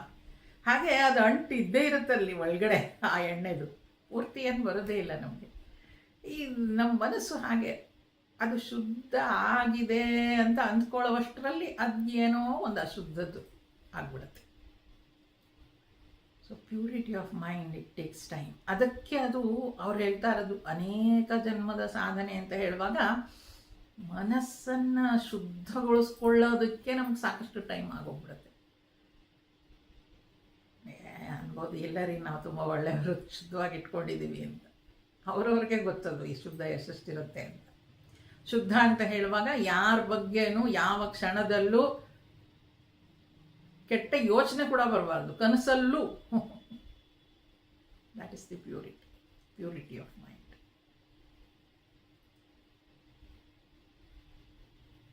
ಅನೇಕ ಜನ್ಮದ ಸಾಧನೆಯ ಫಲದಿಂದ ಮೋಕ್ಷವು ಅಂದರೆ ಮೋಕ್ಷ ಸಿದ್ಧಿಸುತ್ತೆ ಅಂತ. ಈ ಪ್ರಿಪ್ರೇಷನ್ ನಮ್ಮದು, ಆದರೆ ಆ ರಿಯಲೈಸೇಷನ್ ಇದೆಯಲ್ವಾ, ಆ ಕ್ಷಣ ಅದು ಇನ್ಸ್ಟೆಂಟಾಗಿ ಆಗ್ಬಿಡುತ್ತೆ ಟಕ್ ಅಂತ. ಅದು ಹೇಗಾಗುತ್ತೆ ಅಂತ ಹೇಳಕ್ಕೆ ಬರಲ್ಲ. ಒಬ್ಬ ಮಹಾತ್ಮನ ದರ್ಶನದಿಂದ ಸಿದ್ಧಪುರುಷನ ದರ್ಶನದಿಂದಲೇ ಅದಾಗೋದು ಅಂತ ಶಾಸ್ತ್ರ ಹೇಳುತ್ತೆ. ಅಂದರೆ ರಿಯಲೈಸ್ಡ್ ಸೋಲ್ ಯಾರು ಆತ್ಮ ಸಾಕ್ಷಾತ್ಕಾರ ಮಾಡ್ಕೊಂಡಿರ್ತಾರೋ, ನಾವು ರೆಡಿಯಾಗಿದ್ದರೆ ಅವರ ದರ್ಶನದಿಂದ ಅದು ಆಗ್ಬಿಡತ್ತೆ ಅಂತ. ನಮಗೂ ಕೂಡ ಆತ್ಮ ಸಾಕ್ಷಾತ್ಕಾರ ಮೋಕ್ಷ ಸಿದ್ಧಿಸುತ್ತೆ ಅಂತ ಹೇಳ್ತಾರೆ. ಆದರೆ ಈ ತಯಾರಿ ಇದೆಯಲ್ಲ, ಇದು ನಿರಂತರ ಜನ್ಮಗಳ ತಯಾರಿ. ಅದನ್ನೇ ಮಾಡ್ಕೊಳ್ಬೇಕಾಗಿರೋದು ನಾವು. ಸ್ವಾಮೀಜಿಯವರು ಅದಕ್ಕೆ ಯಾವಾಗಲೂ ಹೇಳ್ತಾರೆ, ಅಂತಃಕರಣ ಶುದ್ಧಿ. ಆ ಅಂತಃಕರಣವನ್ನು ನಾವು ಶುದ್ಧ ಮಾಡಿಕೊಂಡ್ರೆ ಸಾಕು, ಮುಂದಿಂದೆಲ್ಲ ತಾನಾಗಿ ಆಗುತ್ತೆ. ನಮ್ಮ ಪ್ರಯತ್ನ ಅಲ್ಲೇ ಆಗಬೇಕಾಗಿರೋದು. ಅದು ಜನ್ಮಗಳ ಸಾಧನೆ ಅಂತ ಹೇಳ್ತಾರೆ. ಎಲ್ರಿಗೂ ಯಾವ ಜನ್ಮ ಅಂತ ಗೊತ್ತಿಲ್ಲವಲ್ಲ, ಇದು ಎಷ್ಟನೇ ಜನ್ಮ ಅಂತಲೂ ಗೊತ್ತಿಲ್ಲ, ನಾನು ಹಿಂದೆ ಎಷ್ಟು ಸಾಧನೆ ಮಾಡಿದ್ದೀನಿ ಅಂತಲೂ ನನಗೇನು ಗೊತ್ತಿಲ್ಲ. ಹೇಗೆ ಇದು ಜನ್ಮಗಳ ಸಾಧನೆ ಅಂತಂದರೆ, ಈಗ ನೋಡಿ, ಒಂದು ಟ್ರೈನ್ ಹಿಡಿಯೋದಕ್ಕೆ ನಾವೆಲ್ಲ ಹೊರಡ್ತೀವಿ ಅಂತ ಇಟ್ಕೊಳ್ಳಿ, ಬೇರೆ ಬೇರೆ ಜಾಗದಿಂದ. ಯಾರು ಮೊದಲು ಹೋಗಿ ಆ ಟ್ರೈನ್ 6 ಗಂಟೆಗೆ ಟ್ರೈನ್ ಇದೆ, ಅದನ್ನು ಹಿಡಿಲಿಕ್ಕೆ ನಾವೆಲ್ಲರೂ ಹೊರಟಿದ್ದೀವಿ ಅಂದ್ಕೊಳ್ಳೋಣ, ಬೇರೆ ಬೇರೆ ಜಾಗದಿಂದ, ಬೇರೆ ಬೇರೆ ಅವ್ರವ್ರದ್ದೇ ರೀತಿಯಲ್ಲಿ. ಯಾರು ಅಲ್ಲಿಗೆ ಹೋಗಿ ಮೊದಲು ಮುಟ್ತಾರೆ ಅಂತಂದರೆ ಏನು ಹೇಳೋಕ್ಕಾಗತ್ತೆ? ಯಾರು ಹತ್ತಿರ ಇದ್ದಾರೋ ಅವ್ರು ಬೇಗ ಮುಟ್ಬೋದು, ಯಾರು ಕಾರಲ್ಲಿ ಹೋಗ್ತಾರೋ ಅವ್ರು ಬೇಗ ಮುಟ್ಬೋದು, ಯಾರು ಸ್ಕೂಟ್ರಲ್ಲಿ ಹೋಗ್ತಾರೋ ಅವರು ಬೇಗ ಮುಟ್ಬೋದು, ಯಾರು ನಡ್ಕೊಂಡು ಹೋಗ್ತಾರೋ ಅವ್ರು ಸ್ವಲ್ಪ ಲೇಟಾಗಿ ಮುಟ್ಬೋದು ಅಲ್ವಾ? ಅಥವಾ ಯಾರು ಓಡ್ಕೊಂಡು ಹೋಗ್ತಾರೋ ಸ್ವಲ್ಪ ಅವ್ರಿಗಿಂತ ಬೇಗ ಮುಟ್ಬೋದು. ಹೇಗಿದೆಲ್ಲ ಅಂತ ಹೇಳಿದ್ರೆ ನೋಡಿ, ಆ ಸಾಧನೆ ಅನ್ನೋದು ನಾವು ಎಷ್ಟು ಮಟ್ಟಿಗೆ ಮಾಡ್ತಾ ಇದ್ದೀವಿ ಅನ್ನೋದ್ರ ಮೇಲೆ ಅಷ್ಟು ಜನ್ಮಗಳು ನಮಗೆ ಬೇಕಾಗುತ್ತೆ ಅಂತ.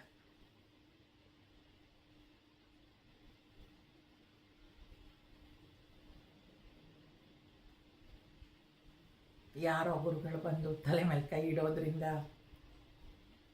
ಯಾವುದೋ ದೇವಸ್ಥಾನಗಳು ಹೋಗೋದ್ರಿಂದ, ಯಾವುದೋ ಮಂತ್ರವನ್ನು ಎಷ್ಟೋ ಕೋಟಿ ಸಲ ಪಠಿಸೋದ್ರಿಂದ ಆತ್ಮ ಸಾಕ್ಷಾತ್ಕಾರ ಆಗೋದಿಲ್ಲ. ಶಂಕರಾಚಾರ್ಯರು ಹೇಳ್ತಾರೆ, ಮೋಕ್ಷಕ್ಕೆ ಜ್ಞಾನ ಒಂದೇ ಮಾರ್ಗ. ಜ್ಞಾನ, ಇದ್ರ ಜ್ಞಾನ ನಾನೇನು ಅಂತ ಗೊತ್ತಾಗಬೇಕು, ಆತ್ಮಜ್ಞಾನ ಆಗಬೇಕು, ಮನಸ್ಸನ್ನು ಶುದ್ಧಿಗೊಳಿಸ್ಕೋಬೇಕು. ಇದೆಲ್ಲ ಇದರ ಜ್ಞಾನ ಇಟ್ಕೊಂಡ್ರಷ್ಟೇ ಮೋಕ್ಷ ಸಿದ್ಧಿಸಲಿಕ್ಕೆ ಸಾಧ್ಯ ಅಂತ. ಹಾಗಾಗಿ ನಾನೀಗ ಶುರು ಮಾಡಿದ್ದೀನಿ, ನನಗೆ ಯಾವಾಗ ಅದಾಗತ್ತೆ ಆತ್ಮ ಸಾಕ್ಷಾತ್ಕಾರ ಅಂದರೆ it depends upon my speed, my ಸಾಧನೆ. ಎಷ್ಟರ ಮಟ್ಟಿಗೆ ನಾನು ಸಾಧನೆಯನ್ನು ಮಾಡ್ತೀನಿ, ಎಷ್ಟು ಬೇಗ ನಾನು ಅಂತಃಕರಣ ಶುದ್ಧಿ ಮಾಡ್ಕೊಳ್ತೀನಿ ಅನ್ನೋದು ನನ್ನ ಕೈಯಲ್ಲಿರುತ್ತೆ ಅಂತ ಇಲ್ಲಿ ಭಗವಂತ ಹೇಳ್ತಾ ಇದ್ದಾನೆ. ಅನೇಕ ಜನ್ಮದ ಸಾಧನೆಯ ಫಲದಿಂದ ಮೋಕ್ಷವು ಸಿದ್ಧಿಸುತ್ತೆ. ಹೌದು, ನಾನೆಲ್ಲ ರೆಡಿಯಾಗಿದ್ದೀನಿ, ನಾನು ಅಂತಃಕರಣ ಶುದ್ಧಿ ಮಾಡ್ಕೊಂಡಿದ್ದೀನಿ, ಹಾಗಾದರೆ ನನಗೆ ಯಾವಾಗ ಸಿಗುತ್ತೆ ಅದು ಮೋಕ್ಷ? ಭಗವಂತ ಕಳಿಸ್ತಾನೆ. ಹೀ ಸಪ್ಲೈಸ್. ಯಾರನ್ನ? ಸಿದ್ಧಪುರುಷನನ್ನು. ನಾವು ಹುಡುಕೊಂಡು ಹೋಗಬೇಕಾಗಿಲ್ಲ. ಈ ನಿಜವಾಗ್ಲೂ ಇವೆಲ್ಲ ಅದ್ಭುತ ರೀ ಇವು. ಪ್ರಯತ್ನ ಮಾಡಿ ನೋಡಬೇಕು ಜೀವನದಲ್ಲಿ. ನಾವು ಓದಿ ತಯಾರಾಗಿದ್ದರೆ, ನಮ್ಮ ಮನಸ್ಸನ್ನು ಇಟ್ಕೊಂಡಿದ್ರೆ, ಆ ಸಮಯಕ್ಕೆ ಸರಿಯಾಗಿ ಗುರುಗಳು ಬಂದು ಆ ಜ್ಞಾನವನ್ನು ಕೊಟ್ಟು ಹೋಗ್ತಾರಂತೆ. ಯಾವ ಜ್ಞಾನ ಯಾವ ಸಮಯದಲ್ಲಿ ಬೇಕು ಅಂತ ಅವನಿಗೆ ಗೊತ್ತು. ಅದು ಸಂಕಲ್ಪ ಮನಸ್ಸಲ್ಲಿ ಅಂದ್ಕೊಂಡ್ರೆ ಸಾಕು, ಅದು ನಡೆಯುತ್ತೆ. ಅದು ಆ ಸಮಯಕ್ಕೆ ಬಂದು ಗುರುಗಳು ಇದನ್ನು ಕೊಟ್ಟು ಹೋಗ್ತಾ ಇರ್ತಾರೆ. ಇಲ್ಲಿ ಗುರುಗಳು ಅಂತ ಹೇಳುವಾಗ ನಮಗೆ ಮನಸ್ಸಿನಲ್ಲಿ ಒಬ್ಬರು ದೀಕ್ಷಾ ಗುರುಗಳು, ಒಬ್ಬರು ಶಿಕ್ಷಾ ಗುರುಗಳು ಅನ್ನೋದನ್ನು ನಾವು ಮಾಡ್ಕೊಂಡ್ಬಿಡ್ಬೇಕು. ಗುರು ಅಂದರೆ ನಾನು ಯಾವಾಗಲೂ ಹೇಳ್ತೀನಿ, ಅದು ಒಂದು ಶಕ್ತಿ, ವ್ಯಕ್ತಿ ಅಲ್ಲ, ಅದೊಂದು ಶಕ್ತಿ ಅಂತ. ಆದರೆ ಸಾಧನೆಗೆ ನಾವು ತೊಡ್ಕೊಳ್ಳುವಾಗ ಯಾರು ಮೊದಲು ನನ್ನನ್ನು ಈ ದಾರಿಗೆ ತಂದಿರ್ತಾರೋ ಅವರು ನನ್ನ ಗುರು ಆಗಿರ್ತಾರೆ. ಮೊದಲು ಶಿಕ್ಷಾ ಗುರು ಆಗಿರ್ತಾರೆ, ಅಲ್ಲ ದೀಕ್ಷಾ ಗುರು ಆಗಿರ್ತಾರೆ. ಅವರು ನನ್ನನ್ನು ಈ ಮಾರ್ಗಕ್ಕೆ ತಂದವರು, ಅವರು ನನಗೆ ದೀಕ್ಷೆ ಕೊಟ್ಟವರು ಅಂತ. ಶಿಕ್ಷಾ ಗುರುಗಳು ಬೇಕಾದಷ್ಟು ಜನ ಆಗ್ಬೋದು. ನಾನು ಇವ್ರ ಹತ್ರನೂ ಕೇಳ್ತೀನಿ, ಅವ್ರ ಹತ್ರನೂ ಕೇಳ್ತೀನಿ, ಆ ಸ್ವಾಮೀಜಿ ಹತ್ರನೂ ಕೇಳ್ತೀನಿ, ಇನ್ಯಾವುದೋ ಆ ಥರ ಶಿಕ್ಷಾ ಗುರುಗಳು ಬೇಕಾದಷ್ಟು ಆಗ್ಬೋದು. ನನಗೆ ದ್ವೈತ ಇವರಿಂದ ಕೇಳಬೇಕು ಅಂತ ಇಷ್ಟ ಆಗುತ್ತೆ, ಅದ್ವೈತ ಇವರಿಂದ ಕೇಳಬೇಕು. ಅದು ಜ್ಞಾನ ಎಲ್ಲ ಕಡೆಯಿಂದ ಬರಲಿ ಅಂತ ಭಗವಂತನೇ ಹೇಳ್ತಾನೆ. ಹಾಗೆ ಒಬ್ಬರು, ಈಗ ನಾನು ಕಣ್ಮುಚ್ಚಿ ನನ್ನ ಗುರುಗಳು ಯಾರು ಅಂತ ಅಂದರೆ, ಆ ಗುರುಗಳು ನನಗೆ ಇವರು ಅಂತ ಹೇಳೋ ಅಷ್ಟರ ಮಟ್ಟಿಗೆ ನಾನು ಒಬ್ಬರು ಗುರುವನ್ನು ಚೂಸ್ ಮಾಡ್ಕೊಂಡಿರ್ಬೇಕು. ಆ ಗುರು ಅನ್ನೋದು ನಮಗೆ ಸಿಕ್ಕಲೇ ಇಲ್ಲ, ನಮ್ಗೆ ಯಾರು ಗೊತ್ತೇ ಇಲ್ಲ ಅಂತ ಹೇಳಿದ್ರೆ, ನಿಮ್ಮ ಗುರುಗಳು ಶಂಕರಾಚಾರ್ಯರನ್ನೋ, ಬಸವಣ್ಣನವ್ರನ್ನೋ, ರಾಮಾನುಜಾಚಾರ್ಯರನ್ನೋ, ಯಾರನ್ನೋ ಒಬ್ಬರು ನೀವು ಗುರು ಅಂತ ಅಂದ್ಕೊಂಡಿದ್ರೆ ಅವ್ರ ಫೋಟೋ ಇಟ್ಕೊಳ್ಳಿ. ಏಕಲವ್ಯ ಮಾಡಿದ್ದು ಅದೇ ಕತೆ ಅಲ್ವಾ? ಹಾಗೆ ಇಲ್ಲ, ನಂಗೆ ಪ್ರತ್ಯಕ್ಷವಾಗಿ ಗುರುಗಳು ಸಿಕ್ಕಿದ್ದಾರೆ, ನಾನು ಅವರನ್ನೇ ಗುರುಗಳು ಅಂತಂದು ಆರಾಧಿಸ್ತೀನಿ. You should be very lucky for that. ಆ ರೀತಿಯ ಗುರು ಪ್ರತ್ಯಕ್ಷವಾಗಿ ಸಿಗಬೇಕು ಅಂದರೆ. ಇಲ್ಲ, ನನಗೆ ಆ ಥರ ಸಿಕ್ಕಲಿಲ್ಲ, ಏಕಲವ್ಯನ ಥರ ಯಾರೋ ಒಬ್ಬರನ್ನ ಗುರು ಅಂದ್ಕೊಂಡು ಅವ್ರ ಮುಂದೆ ಕೂತ್ಕೊಂಡು ಅಧ್ಯಯನ ಮಾಡಿ. ಅದೂ ಆಗಲಿಲ್ಲ ನನಗೆ, ಈ ಗುರುಗಳು ಅಂತ ಪ್ರತ್ಯಕ್ಷವಾಗಿ ಸಿಕ್ಕರೆ ಒಂದು, ಇಲ್ಲ ಅವ್ರ ಶಿಷ್ಯರಿಂದನೂ ಕಲಿಬೋದು. That is also very good ಅಂತಾರೆ. ಅವರಿಂದ ಕಲ್ತಿರೋರು, ಆ ಗುರು ಪರಂಪರೆ ಬೇಕಾದಷ್ಟು ಜನ ಇರ್ತಾರೆ, ಅಂಥ ಗುರುಗಳೇ ಸಿಕ್ಕರೆ ಅವ್ರನ್ನ ಒಪ್ಕೊಳ್ಬೋದು. ಆದರೆ ಗುರು ಮಾತ್ರ ಜೀವನದಲ್ಲಿ ಬಹಳ ಮುಖ್ಯ. ಯಾಕಂದರೆ ನೋಡಿ, ಇಲ್ಲಿ ಸಿದ್ಧ ಪುರುಷನಿಂದ ನನಗೆ ಆತ್ಮಸಾಕ್ಷಾತ್ಕಾರ ಆಗುತ್ತೆ ಅಂತ ಹೇಳುವಾಗ ನಾನು ಆ ಗುರುತತ್ವ ಅಲ್ಲಿ ಇಟ್ಕೊಳ್ಬೇಕು ನನ್ನ ಮನಸ್ಸನ್ನು. ಗುರು ಅನ್ನೋದು ತುಂಬ ದೊಡ್ಡ ವಿಚಾರ. ಅದು ಮಾತನಾಡ್ಲಿಕ್ಕೆ ಶುರು ಮಾಡಿದ್ರೆ ಮುಗಿಯೋದೇ ಇಲ್ಲ. ಅದು ಯಾರೋ ಒಬ್ಬ ಸ್ವರ್ಗಕ್ಕೆ ಹೋದನಂತೆ, ಅವನನ್ನು ಕೇಳಿದ್ನಂತೆ ಅಲ್ಲಿ ಯಮರಾಜ, ನೀ ಹೇಗೆ ಬಂದೆ ಅಂತ. ನಾನೇ ಎಲ್ಲ ಅಧ್ಯಯನ ಮಾಡಿಕೊಂಡೆ, ಎಲ್ಲದು ಮಾಡಿದೆ, ಸಾಧನೆ ಮಾಡಿದೆ, ನಾ ಬಂದೆ ಅನ್ನಂತೆ. ಅವನು ಯಮರಾಜ ಅವನನ್ನು ವಾಪಸ್ ಕಳಿಸ್ತಾನಂತೆ, ಕಮ್ ಥ್ರೂ ಪ್ರಾಪರ್ ಚಾನಲ್ ಅಂತ, ನೀನು ಗುರುವಿನ ಮುಖೇನ ಬಾ ಅಂತ. ಯಾಕಂದರೆ ನೋಡಿ, ಗುರುವಿನ ಮುಖಾಂತರ ನಾವು ಅದನ್ನು ತಗೊಂಡ್ವಿ ಅಂದರೆ ನಮ್ಮಲ್ಲಿರುವ ಅಹಂಕಾರ ಅನ್ನೋದು ಸಂಪೂರ್ಣ ನಾಶ ಆಗೋಗಿರುತ್ತೆ. ನಾನು ಬಂದೆ ಅನ್ನೋದು ಇರೋದೇ ಇಲ್ಲ ಅಲ್ಲಿ. ಗುರುಗಳು ನನ್ನನ್ನು ಆ ಮಾರ್ಗದಲ್ಲಿ ತೊಡಗಿಸಿದ್ರು, ಅವರಿಂದ ನನಗೆ ದೀಕ್ಷೆ ಆಯಿತು. ಹೇಳಿದ್ನಲ್ವ ಆ ಎಣ್ಣೆ ಬಗ್ಸೋ ಕತೆ, ಆ ಸಣ್ಣ ಅಹಂಕಾರ ಹಾಗೇನೆ. ಆ ಕಿಂಚಿತ್ ಒಂಚೂರು ಏನಿರುತ್ತೆ ಅಹಂಕಾರ, ಅದು ಕೂಡ ನಮ್ಮಲ್ಲಿ ಇರೋದಿಲ್ಲ. ಅದರಿಂದ ಗುರು ಬೇಕು. ಆ ಗುರುಗೆ ಸಮರ್ಪಣಾ ಭಾವನೆ ನಮ್ಮಲ್ಲಿ ಬರಬೇಕು ಅಂತ ಆಚಾರ್ಯರೆಲ್ಲ ಹೇಳ್ತಾರೆ. ಅನೇಕ ಜನ್ಮದ ಸಾಧನೆಯ ಫಲದಿಂದ ಮೋಕ್ಷ ದೊರಕುತ್ತದೆ. ಅಲ್ಲಿ ಗುರು ನಮಗೆ ಬಹಳ ಮುಖ್ಯವಾದ ಒಂದು ಪಾತ್ರವನ್ನು ವಹಿಸ್ತಾನೆ ಅಂತ. ರಿಯಲೈಸೇಷನ್ ಇಸ್ ಇನ್ಸ್ಟೆಂಟ್, ಅದೇನು ತಕ್ಷಣ ಆಗ್ಬಿಡುತ್ತೆ. ತಯಾರಿ ಮಾತ್ರ ಜಾಸ್ತಿ ಟೈಮ್ ತಗೊಳ್ಳೋದು. ಮುಂದುವರಿಸ್ತಾ, ತಪಸ್ವಿಭ್ಯೋಧಿಕೋ ಯೋಗಿ ಜ್ಞಾನಿಭ್ಯೋಪಿ ಮತೋಧಿಕಃ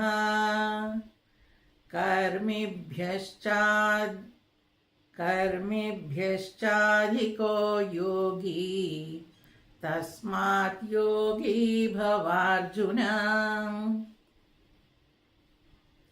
ಈ ಯೋಗಿಯು ತಪಸ್ವಿಗಳಿಗಿಂತಲೂ ಪರೋಕ್ಷ ಜ್ಞಾನಿಗಳಿಗಿಂತಲೂ ಮತ್ತು ಕರ್ಮಿಗಳಿಗಿಂತಲೂ ಶ್ರೇಷ್ಠನು.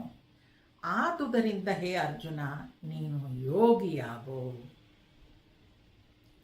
ನೀನು ಯೋಗಿಯಾಗು. ಸ್ಪಷ್ಟವಾಗಿ ಹೇಳ್ಬಿಟ್ಟಿದ್ದಾನೆ. ನೀನೇನು ಅದಾಗಲ್ಲ ಇದಾಗಲ್ಲ ಏನು ಮಾಡೋಕ್ಕೆ ಹೋಗ್ಬೇಡ, ನೀನು ಯೋಗಿ. ಯೋಗಿ ಅಂದ್ರೇನು? ಮನಸ್ಸನ್ನು ಪ್ರಶಾಂತವಾಗಿ ಇಟ್ಕೊಳ್ಳುವಂಥವನಾಗುವಂಥ.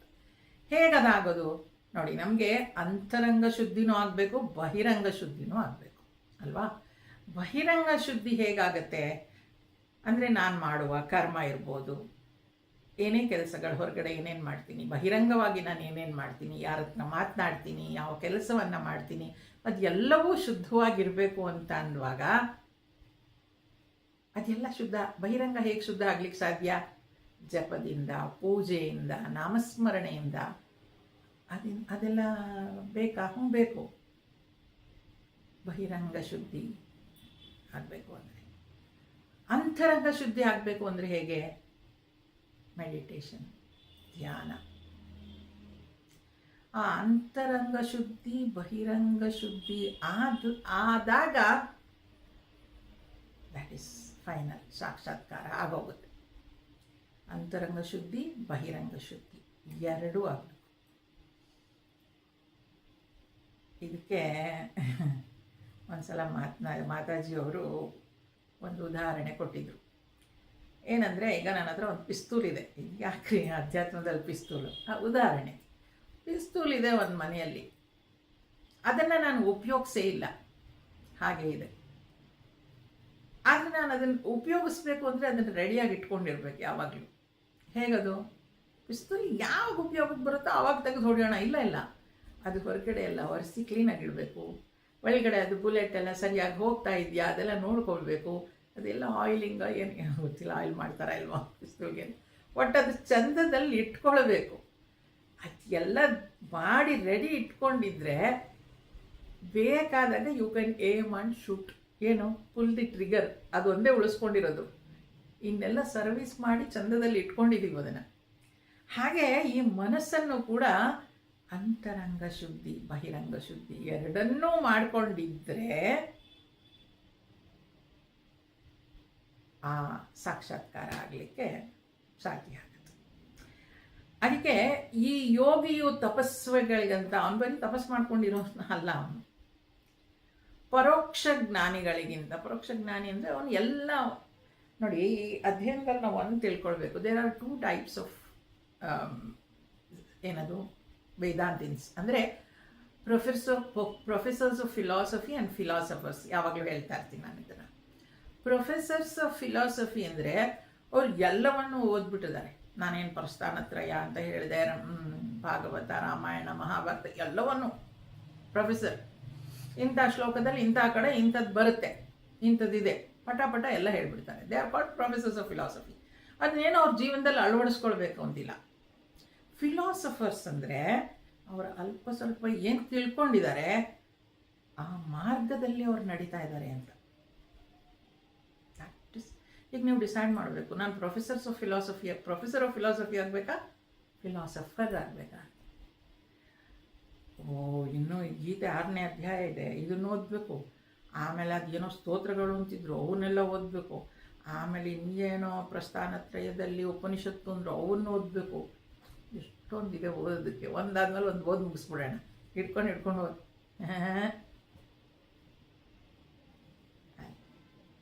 ನಾವು ಏನು ಓದ್ತೀವಿ ಅದನ್ನು ಅಳವಡಿಸ್ಕೊಳ್ಬೇಕು. ಸಣ್ಣ ವಿಚಾರನೇ ಆಗಲಿ.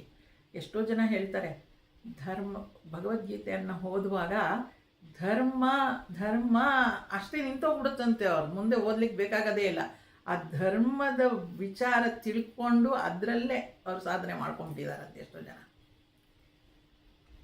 ಹಾಗೆ ಜ್ಞಾನಿ ಅಂದಾಗ ಬರೀ ಅವನು ಸುಮ್ಮನೆ ಪರೋಕ್ಷ ಜ್ಞಾನಿ ಅಂತ ಹೇಳೋದು. ಅದಕ್ಕೆ ಅದನ್ನೆಲ್ಲ ತಿಳ್ಕೊಂಡಿರೋನು ಎಲ್ಲ. ಮತ್ತು ಕರ್ಮಿಗಳಿಗಿಂತಲೂ ಅವನು ಕರ್ಮ ಮಾಡ್ತಾನೆ ಇರ್ತಾನೆ, ಒಳ್ಳೆ ಕರ್ಮನೇ ಮಾಡ್ತಾ ಇರೋದು ಅವನು ಅವನು. ಆ ಕರ್ಮಿಗಿಂತ ಶ್ರೇಷ್ಠ ಯಾರು? ಯೋಗಿ. ಯಾರನ್ನು ನಾವಿಲ್ಲಿ ಯೋಗಿ ಅಂತ ಕರಿತೀವಿ? ಯಾರ ಕರ್ಮವನ್ನು ಮಾಡ್ತಾ ಇದ್ದಾನೆ, ಒಂದು ಇಂಟೆನ್ಷನ್ ಇದೆ, and he has a connection also. ಭಗವಂತನೊಡನೆ ಅವನಿಗೆ ಕನೆಕ್ಷನ್ ಇದೆ. ಅಂಥವನನ್ನು ಅಂಥ ಯೋಗಿ ಆಗು. ಆ ಯೋಗಿ ಏನಾಗಿರ್ತಾನೆ, ಅವನ ಮನಸ್ಸು ಪ್ರಶಾಂತವಾಗಿರ್ಲಿಕ್ಕೆ ಸಾಧ್ಯ. ಕರ್ಮಿ ಅಂತ ಹೇಳುವಾಗ ಆ್ಯಕ್ಷನ್, ಅವ್ನು ವರ್ಕ್ ಮಾಡ್ತಿದ್ದಾನೆ, ಒಂದು ಇಂಟೆನ್ಷನು ಇದೆ, ಬಟ್ ಆ ಕನೆಕ್ಷನ್ ಇರಬೇಕು ಅಂತ ಏನಿಲ್ಲ. ಜ್ಞಾನ ಯಾವುದವನು ಜ್ಞಾನ ಸಂಪಾದನೆ ಮಾಡ್ತಾ ಇದ್ದಾನೆ, ಆದರೆ ಅದನ್ನು ಅಳವಡಿಸ್ಕೊಳ್ಬೇಕು ಅನ್ನೋ ಥರದ್ದು ಏನಿಲ್ಲ. ಹಾಗೆ ಬೇರೆ ಬೇರೆ ರೀತಿಯಲ್ಲಿ ಅವರವರ ಅಧ್ಯಯನವನ್ನು ಅವ್ರು ಮಾಡ್ಕೊಂಡು ಹೋಗ್ತಾ ಇರ್ತಾರೆ. ಆದರೆ ಅರ್ಜುನ, ನೀನು ಮಾತ್ರ ಯೋಗಿ ಆಗು. ಯೋಗಿ ಆಗು ಅಂದ್ರೇನು? ನೀನು ಏನು ತಿಳ್ಕೊಳ್ತಿದ್ಯೋ ಆ ರೀತಿಯಾಗಿ ನಡ್ಕೊಳ್ಳೋದು ಕಲಿ. ನೀನು ಯೋಗಿ ಆಗು.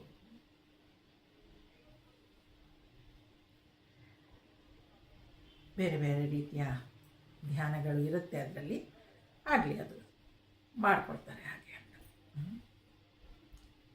ಇಲ್ಲಿ ಆ ಮನಸ್ಸನ್ನು ಅಂತಃಕರಣ ಶುದ್ಧಿ ಆಗಬೇಕು, ಬಹಿರಂಗ ಅಂತರಂಗ ಶುದ್ಧಿ ಆಗಬೇಕು, ಆಮೇಲೆ ಆ ಸಾಕ್ಷಾತ್ಕಾರ ಆಗಬೇಕು ಅಂದರೆ ನೀನು ಯೋಗಿ ಆಗಬೇಕು ಅಂತ ಭಗವಂತ ಹೇಳಿದ. ಕಡೆಯ ಶ್ಲೋಕ, ಯೋಗಿನಾಮಪಿ ಸರ್ವೇಷಾಂ ಮದ್ಗತೇನಾಂತರಾತ್ಮನಾ ಶ್ರದ್ಧಾವಾನ್ ಭಜತೆ ಯೋ ಮಾಂ ಸಮೇ ಯುಕ್ತತಮೋ ಮತಃ. ಎಲ್ಲ ಯೋಗಿಗಳಲ್ಲಿ ಯಾರು ನನ್ನಲ್ಲೇ ಚಿತ್ತವನ್ನು ನಿಲ್ಲಿಸಿ ಶ್ರದ್ಧೆಯಿಂದ ನನ್ನನ್ನೇ ಸೇವಿಸುವರೋ ಅವರು ಅತ್ಯಂತ ಶ್ರೇಷ್ಠರೆಂದು ನನ್ನ ಅಭಿಪ್ರಾಯ. ಎಲ್ಲ ಯೋಗಿಗಳಲ್ಲಿ, ಯೋಗಿಗಳು ಅಂತಂದರೆ ಮತ್ತೆ ಮನಸ್ಸನ್ನು ಪ್ರಶಾಂತವಾಗಿ ಇಟ್ಕೊಳ್ಳೋರು, ಅದರಲ್ಲೂ ನೋಡಿ ಯಾರು ನನ್ನಲ್ಲೇ ಚಿತ್ತವನ್ನು ನಿಲ್ಲಿಸಿ, that connection never gets disconnected. Whatever you are, wherever you are, whatever you are doing, that connection never gets disconnected. ನನ್ನಲ್ಲೇ ಚಿತ್ತವನ್ನು ನಿಲ್ಲಿಸಿ, ಅಲ್ಲೇ ಭಗವಂತನಲ್ಲೇ ಶ್ರದ್ಧೆಯಿಂದ ನನ್ನನ್ನೇ ಸೇವಿಸುವರು. ಆ ಭಗವಂತನನ್ನೇ ಶ್ರದ್ಧೆಯಿಂದ ಯಾರು, ಶ್ರದ್ಧೆ ಬಹಳ ಮುಖ್ಯವಾದ ಒಂದು ಶಬ್ದ. ಶ್ರದ್ಧಾವಾನ್ ಲಭತೆ ಜ್ಞಾನಂ ಅಂತ ಹೇಳ್ತೀವಿ. ಆ ಶ್ರದ್ಧೆ ಅದು ಯಾರು ಕಲಿಸೋಕ್ಕಾಗಲ್ಲ, ಅದು ನಮ್ಮಲ್ಲೇ ಬರಬೇಕು. ಆ ಶ್ರದ್ಧೆ ನಮ್ಮಲ್ಲೇ ಇರಬೇಕು.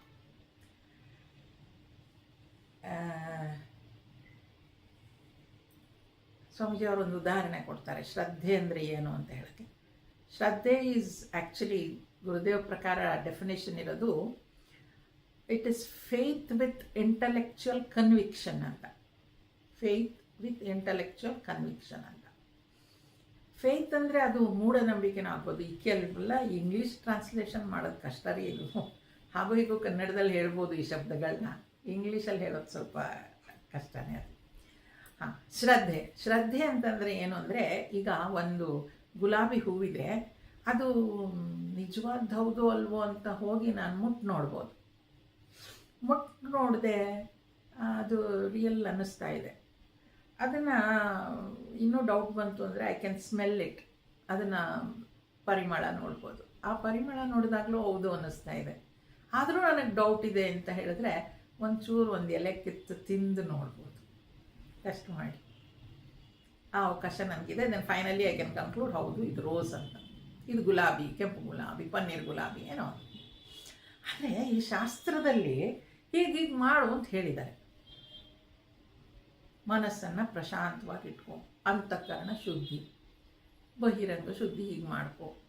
ಇವೆಲ್ಲ ಮಾಡೋದ್ರಿಂದ ಸಾಕ್ಷಾತ್ಕಾರ ಆಗುತ್ತೆ. ಏನದು? ಆ ನಿತ್ಯ ಶುದ್ಧ ಆನಂದ ಸ್ವರೂಪ, ದುಃಖರಹಿತವಾದ ಆನಂದ ನಿನಗೆ ಸಿಗುತ್ತೆ ಅಂತ ಹೇಳಿದ್ದಾರೆ. ಇದನ್ನು ನಾನು ಗುರುಗಳು ಹೇಳಿದರೆ ನಂಬ್ಕೊಂಡು ಮಾಡಿದ್ರೆ ನನಗೆ ಸಿಗುತ್ತೆ ಅನ್ನೋ ಗ್ಯಾರಂಟಿ ಇಟ್ಕೊಂಡು ಮಾಡ್ತೀನಲ್ವಾ, ಸಿಕ್ಕೇ ಸಿಗುತ್ತೆ. ಅದು ಶ್ರದ್ಧೆ. ಒಂದು ಪಕ್ಷ ಡೌಟ್ ಬಂತು, ಗುರುಗಳು ಹೇಳಿದ್ದಾರೆ ಇದೆಲ್ಲ ಮಾಡಿ ಆಮೇಲೆ ಏನು ಸಿಕ್ಕದೇ ಇದ್ದರೆ ಅದು ಶ್ರದ್ಧೆ ಅಲ್ಲ. ಸಿಕ್ಕುತ್ತೋ ಬಿಡುತ್ತೋ ನೋಡೋಣ, ಏನೋ ಹೇಳಿದ್ದಾರೆ ಮಾಡೋಣ, ಅದು ಶ್ರದ್ಧೆ ಅಲ್ಲ. That's why I tell you, it is intellectual conviction ಅಂತ. ಅಂದರೆ ಐ ಆಮ್ ಕನ್ವಿನ್ಸ್ಡ್, ಡೆಫಿನೆಟ್ಲಿ ಗುರುಗಳು ಹೇಳಿದ್ದಾರೆ, ಶಾಸ್ತ್ರ ಹೇಳಿದ್ದಾರೆ, ಇದು ಮಾಡೋದ್ರಿಂದ ಇದು ಆಗುತ್ತೆ. ಗಾಡಿ ಶ್ರದ್ಧೆ. ಆ ಶ್ರದ್ಧೆಯಿಂದ ನನ್ನನ್ನೇ ಸೇವಿಸುವವರು ಅವರು ಅತ್ಯಂತ ಶ್ರೇಷ್ಠರೆಂದು ನನ್ನ ಅಭಿಪ್ರಾಯ. ಅವರು ಶ್ರೇಷ್ಠ.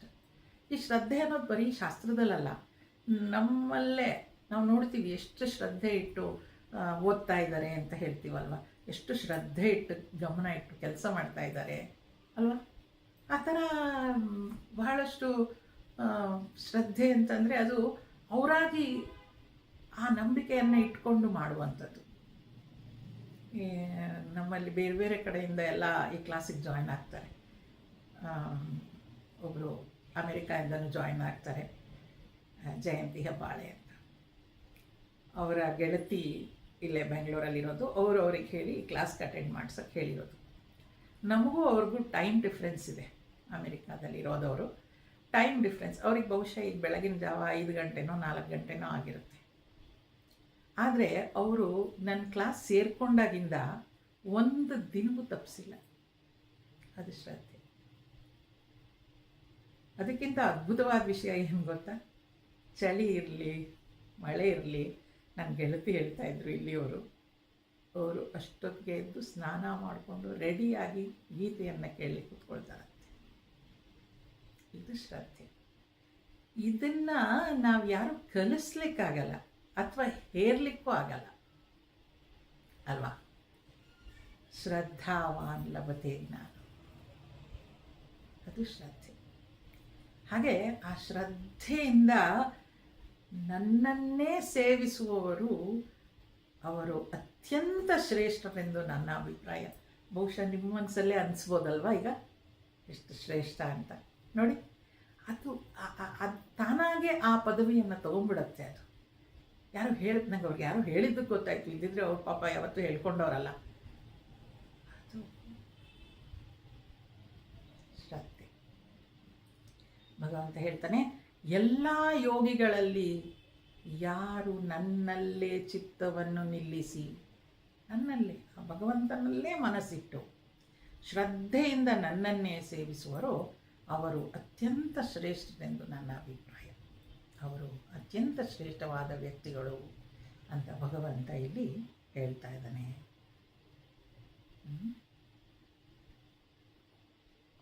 ಸೊ ಯಾವತ್ತಿಗೂ ಆ ಕನೆಕ್ಷನನ್ನು ಕಳ್ಕೊಳ್ಬಾರ್ದು ಅಂತ. ಒಳ್ಳೆಯದು.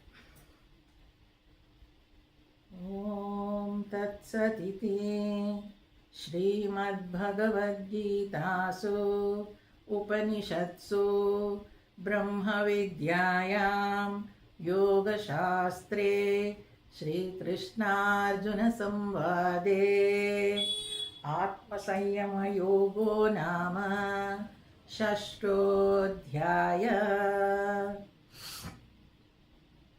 ಇಲ್ಲಿಗೆ ಓಂ ತತ್ಸತ್ ಇತಿ ನಾವು ತಕ್ಕಮಟ್ಟಿಗೆ ಅಧ್ಯಯನವನ್ನು ಮಾಡಿದ್ದೀವಿ. ಆ ಅಧ್ಯಯನದಲ್ಲಿ ಹೇಳುವಾಗಲಿ ಓದುವಾಗಲಿ ಗೊತ್ತಿದ್ದೇನೋ ತಪ್ಪಾಗಿದ್ದರೆ ಕ್ಷಮೆ ಇರಲಿ ಅಂತ ಓಂ ತತ್ಸತ್ ಇತಿ ಅಂತ ಹೇಳುವಾಗ. ಶ್ರೀಮದ್ ಭಗವದ್ಗೀತಾಸು ಭಗವದ್ಗೀತೆಯಲ್ಲಿ ಉಪನಿಷತ್ಸು ಉಪನಿಷತ್ತಿನಲ್ಲಿ ಹೇಳಿರುವಂತಹ ಬ್ರಹ್ಮವಿದ್ಯಾಯಾಮ್ ಬ್ರಹ್ಮವಿದ್ಯೆ ಮತ್ತು ಯೋಗಶಾಸ್ತ್ರೇ ದಿನನಿತ್ಯ ಜೀವನದಲ್ಲಿ ಯಾವುದನ್ನು ನಾವು ಅಳವಡಿಸ್ಕೊಳ್ಬೋದು ಆ ಯೋಗ ಇದೆ. ಇದು ಶ್ರೀಕೃಷ್ಣಾರ್ಜುನ ಸಂವಾದೆ, ಕೃಷ್ಣ ಹಾಗೂ ಅರ್ಜುನರ ಸಂವಾದದ ರೂಪದಲ್ಲಿರುವಂತಹ ಆತ್ಮ ಸಂಯಮ ಯೋಗ. ಇಲ್ಲಿ ಆತ್ಮ ಅಂದರೆ ನೆನಪಿಟ್ಕೊಳ್ಬೇಕು, ಶರೀರ ಮನಸ್ಸು ಬುದ್ಧಿ, ಅದನ್ನು ಸಂಯಮದಲ್ಲಿ ಇಟ್ಕೊಳ್ಳುವಂಥದ್ದು. ಆತ್ಮ ಸಂಯಮ ಯೋಗ ಅನ್ನೋ ಹೆಸರಿನ 6ನೇ ಅಧ್ಯಾಯ ಸಂಪೂರ್ಣ ಆಗುತ್ತೆ. ತಕ್ಕ ಮಟ್ಟಿಗೆ ವಿಚಾರ ಮಾಡಿದ್ದೀವಿ. ಇದು ಏನಿದ್ರು ಗುರುದೇವ್ ಹೇಳೋ ಹಾಗೆ ದಿಸ್ ಇಸ್ ಲೌಡ್ ಥಿಂಕಿಂಗ್. ಮತ್ತೆ ನಾನು ಇದರ ವಿಚಾರವನ್ನು ಹೇಳ್ತೀನಿ ಅನ್ನುವಾಗ ಅದು ನನಗೆ ನಾನೇ ಹೇಳ್ಕೊಡೋದು ಅಂತ. ಅಂದರೆ ಮತ್ತೆ ಅದರ ಅಧ್ಯಯನ ಎಷ್ಟೆಷ್ಟು ಸಲ ಹೇಳ್ತೀವೋ ಅಷ್ಟಷ್ಟು ನಮ್ಮಲ್ಲಿ ಆಳವಾಗಿ ಆ ವಿಚಾರಗಳು ನೆಲೆ ನಿಲ್ಲುವಂತೆ. ಅದರಿಂದನೇ ಹೇಳಬೇಕು ಅಂತ ಹೇಳೋದು. ಸಾಧನ ಪಂಚಕಮಲ್ಲಿ ನೋಡಿದ್ದೀವಲ್ವ, ಪ್ರವಚನ ಅಂದರೆ ಹೇಳೋದು ಏನಕ್ಕೆ, ಅದು ಹೇಳಿ ಹೇಳಿ ಹೇಳಿ ನನ್ನಲ್ಲಿ ಆ ವಿಚಾರ ಆಳವಾಗಿ ಇಳಿಯುತ್ತೆ ಅಂತ. ಯಾರನ್ನೋ ನಾನು ಟ್ರಾನ್ಸ್ಫಾರ್ಮ್ ಮಾಡಿಬಿಡ್ತೀನಿ, ಇನ್ಯಾರನ್ನೋ ಏನೋ ಆಗಿಬಿಡ್ತೀನಿ, ಆ ಥರ ಎಲ್ಲ ಅಲ್ಲ.